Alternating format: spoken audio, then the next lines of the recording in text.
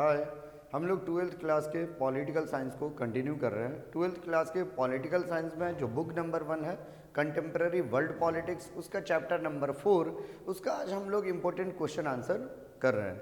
तो इससे पहले रिवीजन वीडियो बना चुके हैं इस चैप्टर का, और आज जितने भी एनसीईआरटी के और जो बाकी चैप्टर से जो इम्पोर्टेंट क्वेश्चन बनते हैं या प्रीवियस ईयर वगैरह के, उन सब सारे क्वेश्चन को हम लोग कवर करेंगे। इस पूरे चैप्टर में 11 क्वेश्चन है और इस 11 क्वेश्चन को हम लोग आज डिस्कस करने जा रहे हैं। ठीक है, देखिए इधर important question answer. First question क्या है, what is regional organisation, what are its objective. Regional organisation क्या होता है और रीजनल ऑर्गेनाइजेशन के क्या क्या मकसद होते हैं। तो ऑब्जेक्टिव, तो रीजनल ऑर्गेनाइजेशन क्या है, किसी एक रीजन की जो कंट्रीज एक ऑर्गेनाइजेशन बनाती है, ग्रुपिंग बनाती है, किसी खास मकसद से वो जो एकजुट होती है, ऑर्गेनाइजेशन बनाती है, उसी को हम रीजनल ऑर्गेनाइजेशन कहते हैं। किसी एक रीजन की कंट्री हो सकता है वो एशिया की कंट्री हो, एशिया में भी अलग अलग रीजन है, साउथ एशिया है, सेंट्रल एशिया है, वेस्ट एशिया है, साउथ ईस्ट एशिया है। जैसे हम देखते हैं साउथ ईस्ट एशिया की जो रीजनल ऑर्गेनाइजेशन है आसियन है, साउथ एशिया की सार्क है। तो ऐसे ही बहुत सारी जो ऑर्गेनाइजेशन है रीजनल ऑर्गेनाइजेशन। ऐसे ही रीजनल ऑर्गेनाइजेशन एक यूरोपियन यूनियन है, वहाँ पर क्या देखते हैं यूरोप की कंट्रीज सबका ग्रुपिंग है। तो ये सब कंट्रीज किसी न किसी मकसद से ग्रुपिंग बनाई है, जो हम लोग अलग अलग जो रिवीजन वाले वीडियो में देखे कि आसियन को बनाने के पीछे क्या मकसद था, यूरोपियन यूनियन के बनाने के पीछे क्या मकसद था, सार्क के बनाने के पीछे क्या मकसद था। ये सारी रीजनल ऑर्गेनाइजेशन है। तो रीजनल ऑर्गेनाइजेशन क्या है, regional organisation are those organisation in which a group of countries of any region comes together for a common purpose, for a common motive. ठीक है, किसी एक मकसद से किसी एक क्षेत्र की कंट्री, किसी एक रीजन की कंट्रीज एक ग्रुपिंग करती है, एक ऑर्गेनाइजेशन बनाती है और किसी एक मकसद के लिए, तो उसी को रीजनल ऑर्गेनाइजेशन कहते हैं। तो रीजनल ऑर्गेनाइजेशन क्या कहा है, क्या एक मकसद एक होना चाहिए, कॉमन पर्पस होना चाहिए। सभी कंट्रीज का ऑर्गेनाइजेशन में जितनी भी कंट्रीज शामिल है उसका कॉमन पर्पस होना चाहिए। तो जनरली रीजनल ऑर्गेनाइजेशन का मकसद क्या क्या होता है, तो इन चीज़ों को भी हम लोग देखेंगे। यहाँ क्या है, what are the objective of regional organisation. Regional organisation का मकसद क्या होता है, तो रीजनल ऑर्गेनाइजेशन का मकसद होता है कि आपस में हम लोग एक दूसरे को कोऑपरेट करेंगे, आपस में हम लोग कोऑर्डिनेट करेंगे, अपनी खुद की मिलजुल करके खुद की अपनी तरक्की करेंगे, इकोनॉमिक डेवलपमेंट होगा, उसके बाद इकोनॉमिक डेवलपमेंट होगा, फिर इकोनॉमिक से सोशल और कल्चरल डेवलपमेंट होगा।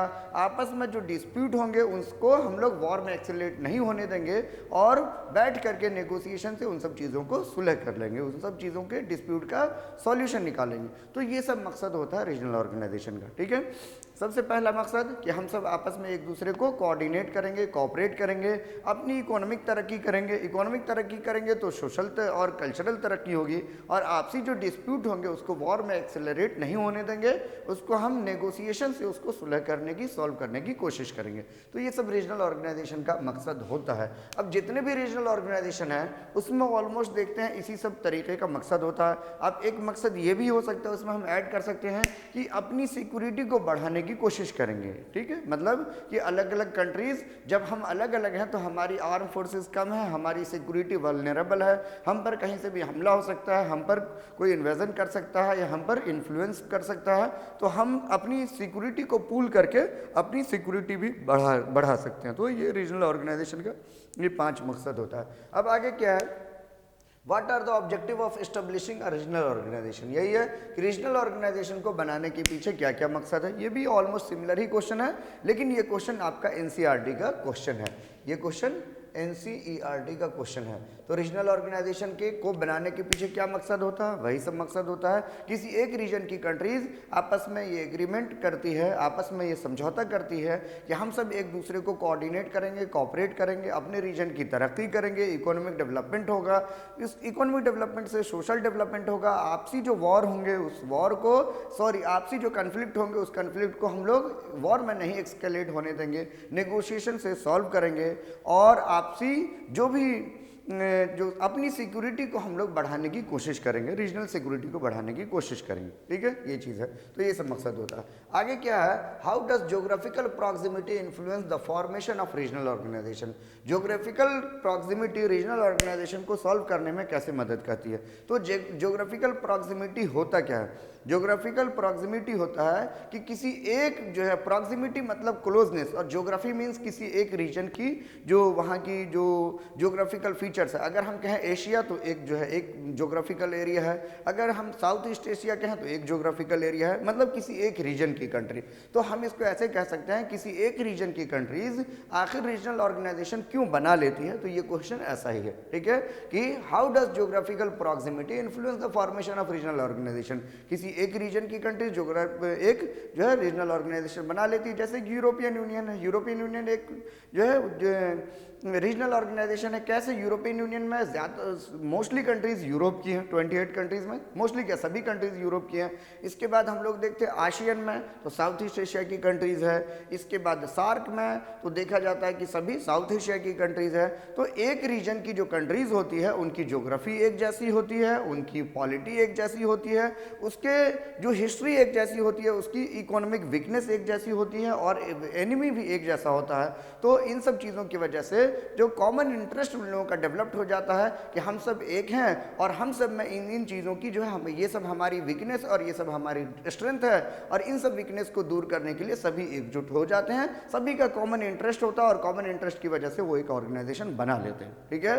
तो क्या लिखना है? जो ज्योग्राफिकल प्रॉक्सिमिटी की वजह से सभी कंट्रीज की हिस्ट्री, ज्योग्राफी, पॉलिटी, ये सब जो है एनिमी, ये सब एक जैसे होते हैं, एक जैसे जो इनकी जो है नीड होती है, इन सब नीड्स की वजह से ये एक रीजनल ऑर्गेनाइजेशन बनाने में कामयाब हो जाती है, ठीक है। आगे देखिए, what is European Union? European Union क्या है? What are its strength and limitation? European Union क्या है और इसकी क्या स्ट्रेंथ और लिमिटेशन है? तो यूरोपियन यूनियन है क्या? देखिए, यूरोपियन यूनियन 28 कंट्रीज का एसोसिएशन है। इन सब कंट्रीज के बीच एक आपस में कंसेंसस है कि हम सब कंट्रीज में एक जैसी फॉरेन पॉलिसी होगी, हम सब कंट्रीज की एक जैसी इकोनॉमिक पॉलिसीज होगी, एक जैसा मार्केट होगा, कॉमन मार्केट होगा, कॉमन करेंसीज होगा।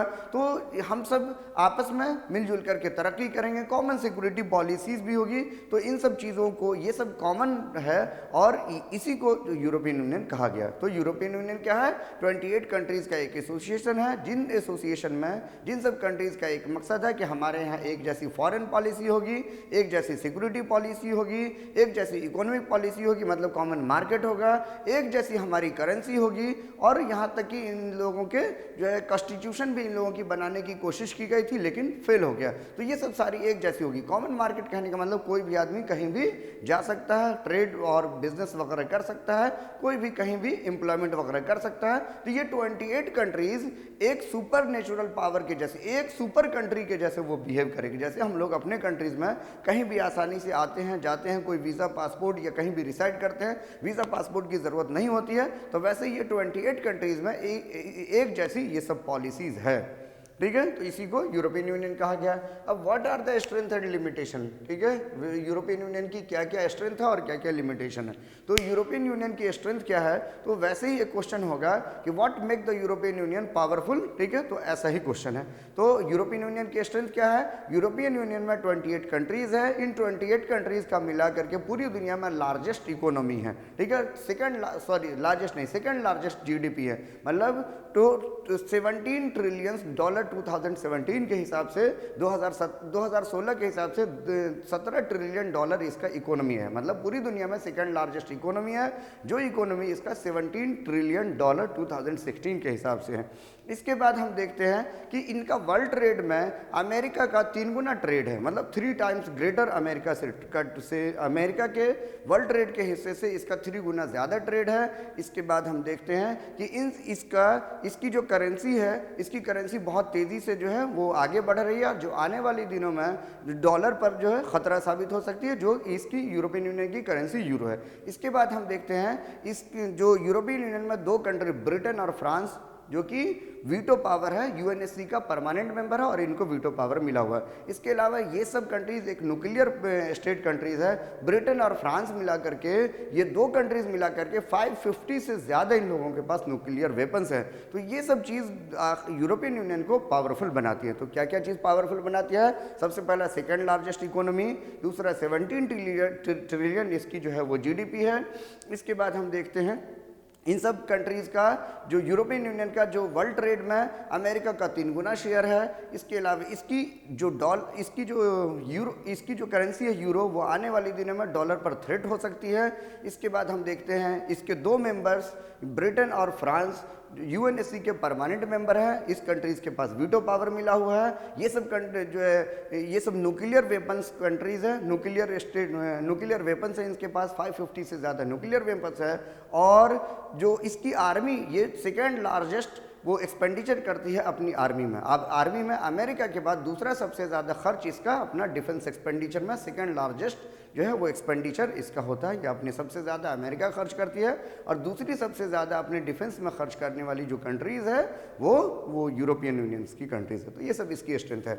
आखिर इसकी लिमिटेशन क्या क्या है, तो इसकी लिमिटेशन में हम देखते हैं, इनकी लिमिटेशन ये है कि ये सारी कंट्रीज़ एक फॉरेन पॉलिसी को लेकर के एग्री नहीं होती है। मतलब यूरोपियन यूनियन की सारी कंट्रीज़, शुरू में तो ये बात था कि हम सभी में एक जैसा फॉरेन पॉलिसीज़ होगा, लेकिन फॉरेन पॉलिसीज़ को लेकर के सभी एकजुट नहीं है, सभी का एक कंसेंसस नहीं है। जैसे एग्जांपल के लिए कि 2003 में जब यूएसए इराक पर जो है वो हमला किया फर्स्ट गल्फ वॉर के दौरान, तो ब्रिटेन अमेरिका का पार्टनर था, लेकिन फ्रांस ब्रिटेन और अमेरिका के इस स्टेप्स के खिलाफ था। तो क्या है, एक कंट्री जो अमेरिका का साथ दे रही है और दूसरी कंट्री उस अमेरिका के उस स्टेप के खिलाफ है। तो इनकी फॉरेन पॉलिसी एक जैसी फॉरेन पॉलिसी पर सभी कंट्री एग्री नहीं होते हैं। बहुत बार देखा जाता है कि एक दूसरे से अलग राय रखते हैं। इसके अलावा इनकी जो एक जैसी करेंसी है, ठीक है, यूरो, उसको लेकर के भी ज़्यादातर कंट्री, कुछ कंट्रीज जैसे स्वीडन है, डेनमार्क है, वो सब एक राय नहीं रखते। वो सब नहीं चाहते कि यूरो इसका कॉमन करेंसी रहे। इसके बाद कॉमन मार्केट को लेकर के भी सभी कंट्री में एक जैसी राय नहीं है। जैसे ब्रिटेन जो कॉमन मार्केट की वजह से यूरोपियन यूनियन से जो है बाहर हो गया, जिसको ब्री एग्जिट कहते हैं। इसके अलावा कि किसी नए मेंबर्स को, किसी नई कंट्री को यूरोपियन यूनियन का मेंबर बनाना चाहिए या नहीं बनाना चाहिए, इन सब चीज़ों को लेकर के भी सभी कंट्री एक राय नहीं रखती है। तो ये सब यूरोपियन यूनियन की लिमिटेशन है। तो जैसे किसी ऑर्गेनाइजेशन की स्ट्रेंथ होती है, उस स्ट्रेंथ के साथ साथ उस ऑर्गेनाइजेशन की लिमिटेशन भी होती है। तो ये सब लिमिटेशन है। अब आगे देखिए क्या है, what are the objective of ASEAN. ASEANs के क्या क्या ऑब्जेक्टिव है। तो आसियन के फॉर्मेशन से पहले हम आप लोगों को बताएंगे कि आसियन की कंट्रीज़ पर जो यूरोप का और जापान का कब्जा हुआ करता था सेकेंड वर्ल्ड वॉर से पहले। सेकेंड वर्ल्ड वॉर के बाद ये सब कंट्रीज़ आज़ाद हो गई। तो पहले चूँकि ग़ुलाम थी, तो गरीबी, इलिटरेसी, भुखमरी और भी इनइक्वालिटीज़ वगैरह सब, और भी डिस्पैरिटीज़ वगैरह सब इन सब कंट्रीज़ में थी। कोल्ड वॉर के दौरान नैम इसको बहुत ज़्यादा नहीं इन्फ्लुएंस कर पाए, और कोल्ड वॉर के दौरान यूएस और यूएसएसआर का भी इन सब कंट्रीज़ पर प्रेशर था। तो ये सब कंट्रीज़ अपनी सिक्योरिटी पॉलिसी को बढ़ाने के लिए, अपने यहाँ इकोनॉमिक तरक्की के लिए, रीजनल डेवलपमेंट के लिए, सोशियो इकोनॉमिक डेवलपमेंट के लिए, कल्चरल डेवलपमेंट के लिए ये एक ऑर्गेनाइजेशन बनाती है, और उसी को आसियान कहा जाता है। तो देखिए इस सब का आसियान का ऑब्जेक्टिव क्या है। तो जैसे किसी भी रीजनल ऑर्गेनाइजेशन की ऑब्जेक्टिव होती है, वैसे आसियान का भी ऑब्जेक्टिव है। आसियान का सबसे पहला ऑब्जेक्टिव है कि हम अपने रीजन में, अपने रीजन की कंट्रीज़ को हम एक दूसरे को कोऑपरेट करेंगे, कोऑर्डिनेट करेंगे, अपने रीजन में इकोनॉमिक डेवलपमेंट करेंगे, अपने रीजन में एक कोऑपरेशन डेवलप करने की कोशिश करेंगे, अपने रीजन में सोशियो इकोनॉमिक डेवलपमेंट करने की कोशिश करेंगे, जिससे कल्चरल डेवलपमेंट होगा। और हमारे यहाँ अगर किसी तरीके की कोई डिस्प्यूट होगी आपस में, या कोई कन्फ्लिक्ट होगा, तो उसको हम नेगोशिएशन से सुलझाने की कोशिश करेंगे। तो ये सब जो है आसियान के ऑब्जेक्टिव हैं। अब आगे देखिए, what are the objective of ASEAN community. तो आसियान को 3 पिलर्स में डिवाइड किया गया है, जिसको आसियान कम्युनिटी कहते हैं। ASEAN security policy, ASEAN economic policy, और आसियान सोशियो कल्चरल पॉलिसी। तो तीनों का अलग अलग मकसद है। जो सिक्योरिटी से रिलेटेड मामला है, जो सिक्योरिटी से रिलेटेड मकसद है, वो आसियान सिक्योरिटी कम्युनिटी का है। सिक्योरिटी कम्युनिटीज़ का ये कहना है कि हम अपने रीजन में रीजनल सिक्योरिटीज़ को बढ़ावा देने की कोशिश करेंगे। अपने रीजन में अगर कोई कन्फ्लिक्ट होगा या कोई डिस्प्यूट होगा, तो बैठ करके सुलझाएंगे, और इसको वॉर में एस्केलेट नहीं होने देंगे। हम अपने यहाँ जब हमारे यहाँ पीस और स्टेबिलिटी होगी, तो हमारे यहाँ डेवलपमेंट भी होगी। मतलब अपने यहाँ पीस और स्टेबिलिटी बरकरार करने की कोशिश करेंगे। तो जब वॉर नहीं होगा, जब डिस्प्यूट को नेगोशिएशन से बात सुलझा लेंगे, तो हमारे यहाँ क्या हो जाएगा, पीस एंड डेवलपमेंट होगा, पीस एंड प्रॉस्पेरिटी होगी। ठीक है। इसके अलावा आसियान इकोनॉमिक कम्युनिटीज़ का क्या मकसद है। आसियान इकोनॉमिक कम्युनिटीज़ चाहती है कि हम सब कॉमन मार्केट डेवलप करने की कोशिश करें, सभी कंट्रीज़ को हम FTA फ्री ट्रेड एग्रीमेंट के अंदर लाने की कोशिश करें। आसियान की जो 10 कंट्रीज़ है, इन सब कंट्रीज़ में जो ट्रेड पॉलिसीज़ को लिबरलाइज करें और इन सब के मार्केट को इंटीग्रेट करें। कोई भी कंट्रीज़ कहीं भी किसी भी कंट्री से ट्रेड वगैरह कर सके, उसके लिए एक आसान कानून ये आसान लॉज बनाने की कोशिश करें। फिर आशियन सोशियो कल्चरल कम्युनिटीज़ का जो क्या मकसद है, जो तीसरा कम्युनिटी है, उस तीसरे कम्युनिटीज़ का मकसद है हम अपने यहाँ सोशियो और कल्चरल डेवलपमेंट करें, हमारे कंट्रीज़ के लोग एक दूसरे की कंट्रीज़ में जाए आए, इन सब चीज़ों के लिए हम अपने वीज़ा और पासपोर्ट की जो पॉलिसीज़ है उन सब चीज़ों को लिबरलाइज करें और टूरिज़्म को बढ़ावा दें कि एक जगह से दूसरे जगह लोग जाएंगे आएंगे तो एक दूसरे से बहुत सारी चीज़ें सीखेंगे और कल्चरल एक्सचेंज होगा और कल्चरल जो है तरक्की होगी। ठीक है, आगे देखिए।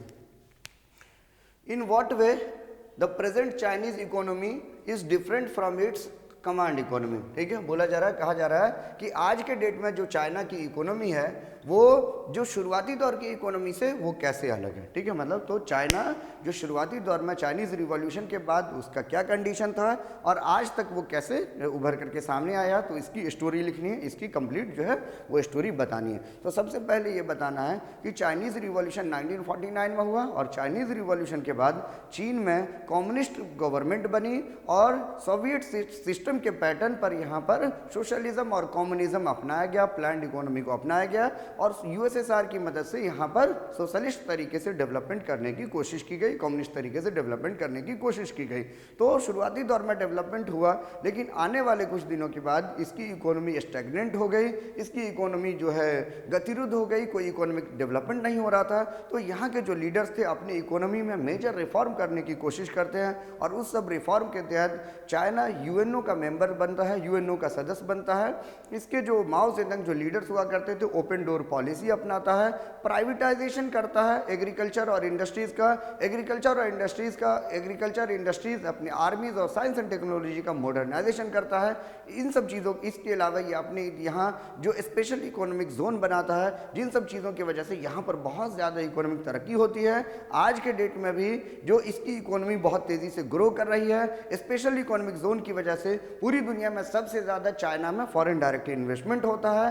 2001 में ये WTO को भी ज्वाइन करता है और जिस वजह से इसकी वर्ल्ड ट्रेड बढ़ती है और पूरी इसकी इकोनॉमी जो है इस रीजन में बहुत तेज़ी से जो है तरक्की कर रही है। ठीक है, तो ये सब चीज़ यहाँ है जो चाइनीज़। तो शुरू क्या था, शुरू इसका हुआ था सोशलिज्म और या कम्युनिज्म से और फिर कैपिटलिज्म की तरफ इसका रुख दिखाई देता है और इसकी जो है वो मूवमेंट होती है। और आज के डेट में एक जो है वो हम कह सकते हैं एक सुपर पावर के तौर पर ये भी बन रही है, इसकी इकोनॉमी बहुत तेज़ी से राइज कर रही है, वर्ल्ड ट्रेड में इसका अच्छा खासा शेयर है।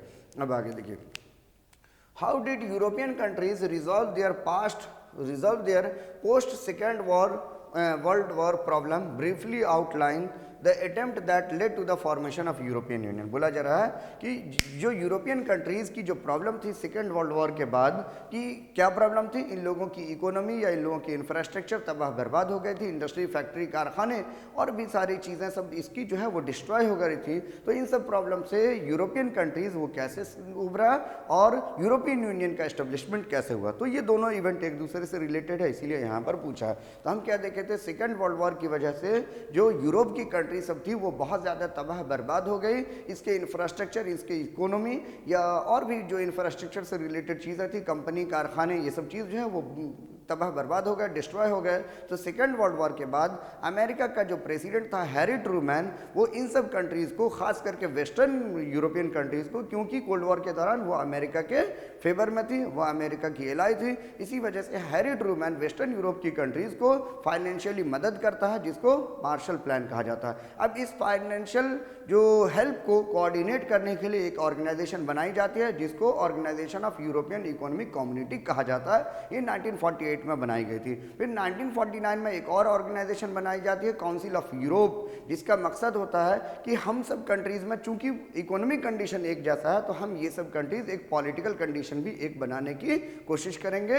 इसके बाद फिर 1957 में ऑर्गेनाइजेशन ऑफ यूरोपियन कम्युनिटी बनाई जाती है और यूरोपियन इकोनॉमिक कम्युनिटी बनाई जाती है और यूरोपियन इकोनॉमिक कम्युनिटीज़ का मकसद होता है कि हम सब कंट्रीज़ में, चूँकि हमारे यहाँ जो इकोनॉमिक कंडीशन एक जैसी है, पॉलिटिकल कंडीशन एक जैसी है, तो हम लोग एक कॉमन मार्केट भी डेवलप करने की कोशिश करेंगे और हम लोग एक मार्केट के तौर पर जो वो बिहेव करने की कोशिश करेंगे। फिर फाइनली 1991 में जो यूएसएसआर है, यूएसएसआर के डिसइंटीग्रेट होने के बाद जो ईस्टर्न यूरोप की कंट्री सब थी वो भी इन सब कंट्रीज़ के साथ शामिल हो जाती है और एक एग्रीमेंट साइन किया जाता है 28 कंट्रीज़ के बीच, जिस एग्रीमेंट को मैस्ट्रिक्ट ट्रीटी कहा जाता है 1992 में। और 1992 में यूरोपियन यूनियन का फॉर्मेशन होता है। यूरोपियन यूनियन 28 कंट्रीज़ का एसोसिएशन था जो कि यूरोप की कंट्रीज़ का एक ग्रुपिंग है। ये सब कंट्रीज़ में आपस में एक एग्रीमेंट है कि हम सब कंट्रीज़ में कॉमन फॉरेन पॉलिसी होगी, कॉमन इकोनॉमिक पॉलिसी होगी, कॉमन गवर्नेंस होगा, एक जैसी पॉलिटिकल कंडीशन होगी, कॉमन मार्केट होगा, कॉमन करेंसी होगा और एक मार्केट के तौर पर एक सुपर नेचुरल कंट्रीज़ के तौर पर हम लोग बिहेव करेंगे। तो ये यूरोपियन यूनियन का मकसद हुआ करता था। ठीक है, अब आगे देखिए क्या है। फिर से क्वेश्चन है, what makes European Union highly influential regional organisation. तो यूरोपियन यूनियन की कंट्रीज सब, इसमें कितनी कंट्रीज है? 28 कंट्रीज है और ये सब कंट्रीज कहाँ की है? ये सब कंट्रीज जो है वो यूरोप की ही है। ठीक है, तो आखिर कहा जाता है कि आखिर यूरोपियन यूनियन एक हाईली इन्फ्लुएंशियल ऑर्गेनाइजेशन या पावरफुल ऑर्गेनाइजेशन कैसे है और क्यों है। तो देखिए, यूरोपियन यूनियन में 28 कंट्रीज़ है। इन सब कंट्रीज़ की जो जीडीपी है वो पूरी दुनिया में सेकेंड लार्जेस्ट जीडीपी है। अगर इसका हम डिजिट देखते हैं तो कितनी बड़ी इकोनॉमी है, तो 2016 के डेटा के हिसाब से 17 ट्रिलियन इकोनॉमी है, $17 ट्रिलियन इसकी इकोनॉमी है। इसके बाद इन सब कंट्रीज का वर्ल्ड ट्रेड में अमेरिका का 3 गुना शेयर है। इसके बाद इन सब कंट्रीज का जो करेंसी है, इन सब यूरो जो यूरोपियन यूनियन की करेंसी है वो आने वाली दिनों में अमेरिकन डॉलर पर वो खतरा साबित होने वाली है। इन सब कंट्रीज में से जो दो कंट्री है, ब्रिटेन और फ्रांस, ये यूएनएससी का परमानेंट मेंबर है और इसको यूएनएससी में वीटो पावर मिला हुआ है, यूएनओ में वीटो पावर मिला हुआ है। ये सब कंट्रीज में ये सब न्यूक्लियर वेपन्स कंट्रीज है और इन सब कंट्रीज में ब्रिटेन और फ्रांस, इस दो कंट्रीज का मिला करके 550 से ज़्यादा न्यूक्लियर वेपन्स है। इसकी डिफेंस एक्सपेंडिचर भी अमेरिका के बाद सेकेंड लार्जेस्ट डिफेंस एक्सपेंडिचर है, सबसे ज़्यादा अमेरिका खर्च करती है और उसके बाद जो यूरोपियन यूनियन खर्च करती है। तो ये सब चीज़ यूरोपियन यूनियन को पावरफुल बनाता है। ठीक है, आगे देखिए।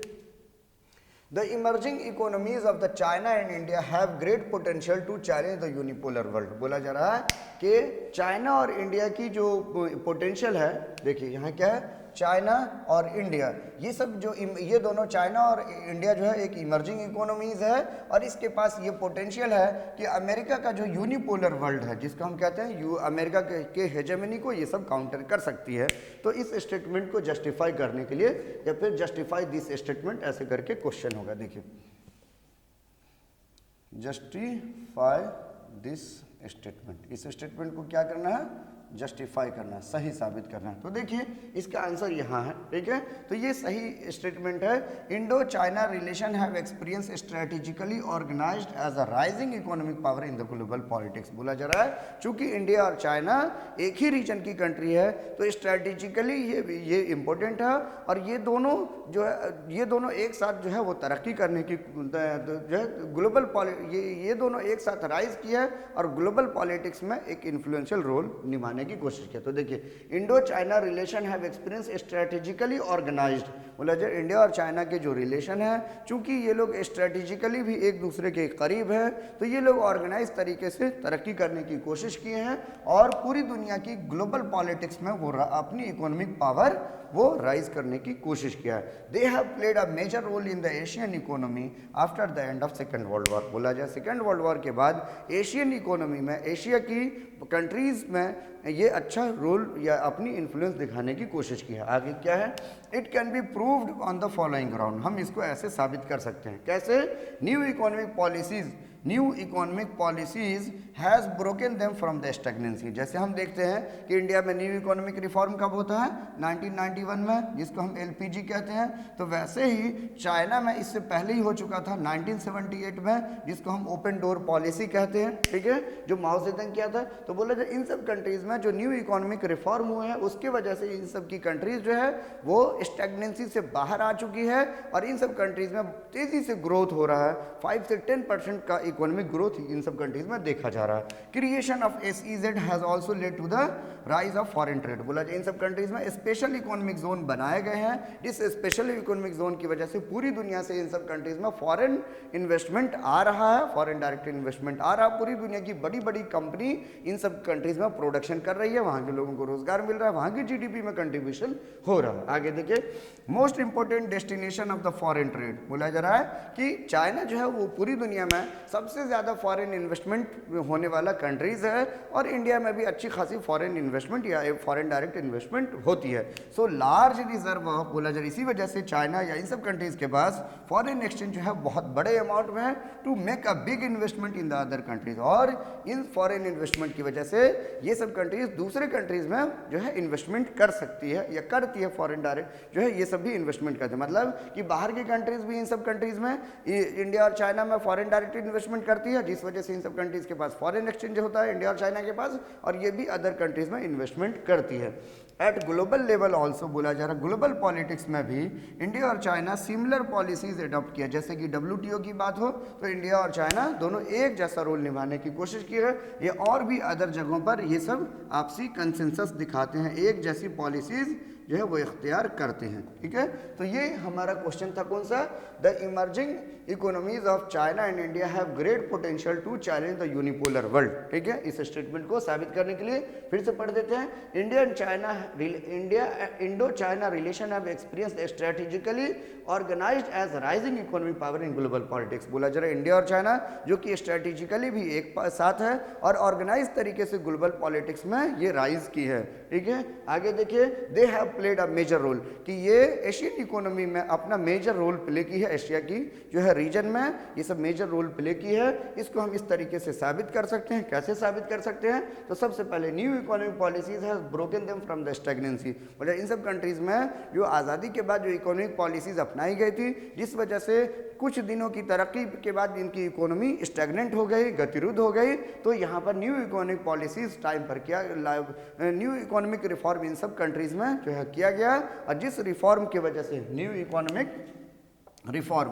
इकोनॉमिक रिफॉर्म की वजह से इन सब कंट्रीज में जो है तेज़ी से फिर से तरक्की होनी शुरू हो गई। इंडिया में जो न्यू इकोनॉमिक रिफॉर्म हुआ तो ये 1991 में, जिसको LPG लिबरलाइजेशन प्राइवेटाइजेशन ग्लोबलाइजेशन कहते हैं, और 1978 में चाइना में हुआ, जिसको हम ओपन डोर पॉलिसी कहते हैं। और ये जो चाइनीज़ लीडर थे माओ जेडंग, वो इसको अपनाते हैं। चाइना में हम और भी देखे थे, एग्रीकल्चर और इंडस्ट्रीज़ को मॉडर्नाइज करने की कोशिश की जाती है, तो ये सब चीज़ फिर हम देखते हैं प्राइवेटाइजेशन होता है। तो ये इन सब चीज़ों की वजह से इन सब कंट्रीज में जो है इकोनॉमिक जो है ग्रोथ हुआ है। क्रिएशन ऑफ ACZ, ये सब कंट्रीज ACZ जो है स्पेशल इकोनॉमिक जोन क्रिएट की है, जहाँ पर अच्छे खासे फॉरेन डायरेक्ट इन्वेस्टमेंट हुए हैं। पूरी दुनिया की कंट्रीज इन सब कंट्रीज में इन्वेस्टमेंट की है, और जिस वजह से इन सब कंट्रीज के पास फॉरेन एक्सचेंज है, और इस फॉरेन एक्सचेंज से वो दुनिया की दूसरे कंट्रीज में ये कंट्रीज इन्वेस्टमेंट करती है। इसके अलावा ग्लोबल लेवल पर भी देखा जाए तो ये इंडिया और चाइना एक जैसी पॉलिसी इख्तियार की है, जैसे कि WTO में हो या और भी अदर प्लेसेस पर ही सेम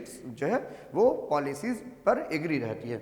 आगे देखिए, जो लास्ट क्वेश्चन है, the peace and prosperity of a countries lay in the establishment and strengthening of a regional organization justify this statement. कहा जा रहा है कि किसी भी रीजन में पीस या प्रॉस्पेरिटी, मतलब किसी रीजन में पीस रहेगा या वहाँ पर इकोनॉमिक डेवलपमेंट होगा, वहाँ पर प्रॉस्पेरिटी होगी, तो प्रॉस्पेरिटी मतलब अमीरियत, वहाँ पर डेवलपमेंट तरक्की, तो वो डिपेंड करता है कि वहाँ के रीजनल ऑर्गेनाइजेशन पर। तो ये स्टेटमेंट सही है, किसी भी रीजन में जो पीस और प्रॉस्पेरिटी होती है वो डिपेंड करती है वहाँ के रीजनल ऑर्गेनाइजेशन पर, वहाँ के रीजनल ऑर्गेनाइजेशन के एस्टेब्लिशमेंट पर। जैसे हम यूरोप की बात करें तो वहाँ पर यूरोपियन यूनियन बनाई गई, और यूरोपियन यूनियन का क्या सब मकसद था कि हम सब की एक जैसी फॉरेन पॉलिसी होगी, एक जैसी सिक्योरिटी पॉलिसी होगी, हमारा एक जैसा मार्केट होगा जिसको कॉमन मार्केट कहते हैं। बिना वीज़ा और पासपोर्ट के हम लोग एक जगह से दूसरे जगह जा सकते हैं, ट्रेड कर सकते हैं, और हम लोगों का एक जैसा करेंसी भी होगा जिससे ट्रेड को प्रमोशन किया जाएगा। तो इन सब चीज़ों की वजह से यूरोप में जो है वो काफ़ी तरक्की दिखाई देती है। तो वैसे ही आपको यूरोपियन यूनियन के बारे में, इन सब चीज़ों के बारे में लिखना है, और दूसरी दूसरी रीजनल ऑर्गेनाइजेशन जो कि आसियान को देखते हैं, तो आसियान भी एक रीजनल ऑर्गेनाइजेशन थी और इस आसियान का भी मकसद क्या था कि हम सब कंट्रीज में क्या करना है, एक जैसी हम सब अपनी सिक्योरिटी पॉलिसी को बढ़ाने की कोशिश करेंगे, अपने रीजन में कोऑर्डिनेट करेंगे, कोऑपरेशन करेंगे एक दूसरे की, अपने रीजन में इकोनॉमिक डेवलपमेंट करेंगे, इकोनॉमिक डेवलपमेंट से हमारे यहाँ सोशल डेवलपमेंट होगा, इसके अलावा कल्चरल डेवलपमेंट होगा और आपसी झगड़ों को बैठ करके हम लोग सुलझाएंगे, आपसी झगड़ों को नेगोशिएशन से सॉल्व करने की कोशिश करेंगे, वॉर में एक्सेलरेट नहीं होने देंगे। तो इसी दोनों कंट्रीज के, इसी दोनों रीजनल ऑर्गेनाइजेशन के कंटेक्स्ट में इस आंसर को लिखना है। क्वेश्चन क्या था, the peace and prosperity of any region depend on the regional organisation form या एस्टेब्लिश्ड बाय देम। ठीक है, बोला जाए किसी रीजन में जो पीस एंड प्रॉस्पेरिटी या डेवलपमेंट होगा वो डिपेंड करता है उन सब कंट्रीज के बीच रीजनल ऑर्गेनाइजेशन के एस्टेब्लिश करने पर। तो आपको लिखना है कि ये स्टेटमेंट बिल्कुल सही है, किसी भी रीजन की जो तरक्की होती है या डेवलपमेंट होता है वो डिपेंड करता है वहाँ पर जो रीजनल ऑर्गेनाइजेशन एस्टेब्लिश की जाती है उन सब चीज़ों पर। जैसे यूरोपियन यूनियन के बारे में लिखना है कि यूरोपियन यूनियन 28 कंट्रीज का एसोसिएशन था जो कि यूरोप की कंट्री सब थी। इन सब कंट्रीज का एक जैसा मकसद होता है, एक जैसा फॉरेन पॉलिसी, एक जैसा सिक्योरिटी पॉलिसी, एक जैसा इकोनॉमिक पॉलिसीज, एक कॉमन मार्केट है, कॉमन करेंसीज है और जिस वजह से इन सब कंट्रीज में देखा जाता है कि सभी सिक्योरिटी पॉलिसी पर एक जैसा राय रखते हैं, फॉरेन पॉलिसी पर एक जैसा राय रखते हैं, कॉमन मार्केट क्रिएट करते हैं, यूरो को अपनी करेंसीज वो अडॉप्ट कर लेते हैं और इन सब कंट्रीज में इन सब चीज़ों की वजह से डेवलपमेंट होता है। फिर आसियान के बारे में लिखना है कि आसियान भी 10 कंट्रीज का एसोसिएशन है जो कि साउथ ईस्ट एशिया की कंट्रीज का एसोसिएशन है। इन सब कंट्रीज का मकसद है कि आपस में हम लोग एक दूसरे को कोऑपरेट करेंगे, कोऑर्डिनेट करेंगे, इकोनॉमिक डेवलपमेंट करेंगे, सोशल डेवलपमेंट होगा, कल्चरल डेवलपमेंट करेंगे, आपसी जो कन्फ्लिक्ट होगा उसको बैठ करके सुलझा लेंगे और वॉर में एक्सेलरेट नहीं होने देंगे और इस तरीके से हम लोग अपनी सिक्योरिटी को भी बढ़ाने की कोशिश करेंगे, अपनी रीजनल सिक्योरिटीज को भी बढ़ाने की कोशिश करेंगे। तो इस कंटेक्स्ट में एक पैरा में आपको यूरोपियन यूनियन के बारे में लिखना और एक पैरा में आपको आसियान के बारे में लिखना है, तो ये आंसर कंप्लीट हो जाएगा। ठीक है, हम क्या देखते हैं कि यूरोप में जो यूरोपियन यूनियन की वजह से पीस और स्टेबिलिटी या प्रॉस्पेरिटी हुआ और साउथ ईस्ट एशिया आसियान वाले कंट्रीज में तो हम देखते हैं यहाँ पर भी पीस स्टेबिलिटीज जो यहाँ पर भी दिखाई देता है। इसके अलावा और भी बहुत सारे क्वेश्चन हैं, जैसे आप रशिया को आप सुपर पावर के तौर पर या रशिया को अल्टरनेट सेंटर के तौर पर आप अल्टरनेट पावर सेंटर के तौर पर आप मानते हैं या नहीं मानते हैं, इंडिया को अल्टरनेट पावर सेंटर के तौर पर मानते हैं या नहीं मानते हैं, इजराइल को अल्टरनेटिव सेंटर ऑफ पावर के तौर पर मानते हैं या नहीं मानते हैं और इंडिया को भी जो और चाइना, इन सब जो टॉपिक्स पर हम ऑलरेडी जो रिवीजन वाले में कवर किए हुए हैं, इसीलिए यहाँ पर और सारे क्वेश्चन हम ऐड नहीं किए। जो रिवीजन में हम क्वेश्चन ऐड किए हैं इन सब पार्ट्स में से एक क्वेश्चन आता है कि चाइना को आप अल्टरनेटिव सेंटर ऑफ पावर मानते हैं या नहीं मानते हैं, इंडिया पर भी पूछा जाता है कि आप इंडिया को अल्टरनेटिव सेंटर ऑफ पावर कैसे मानते हैं, रशिया के बारे में पूछा जाता है, जापान के बारे में पूछा जाता है और फिर जो इजराइल के बारे में। तो ये हम जो रिवीजन वाले वीडियो में वहाँ पर कवर किए हैं, तो आप लोग वहाँ जा करके देख लीजिएगा। रिवीजन वाले में भी हाफ के बाद ये सब पोर्शन है, वहाँ पर आपको देखना है। तो क्वेश्चन आंसर का सेशन यहीं पर कंप्लीट होता है। अब हम लोग नेक्स्ट वीडियो में हम लोग नए चैप्टर को वो रिवीजन वीडियो बनाने की कोशिश करेंगे नए चैप्टर का। तब तक आप लोग वीडियो में बने रहिए। अगर आपको मेरे वीडियो से एग्ज़ाम में हेल्प हो रहा है या आपको लग रहा है कि और किसी को भी हेल्प होने वाला है, तो आप उसको शेयर कीजिए, लाइक कीजिए, सब्सक्राइब कीजिए। Thank you.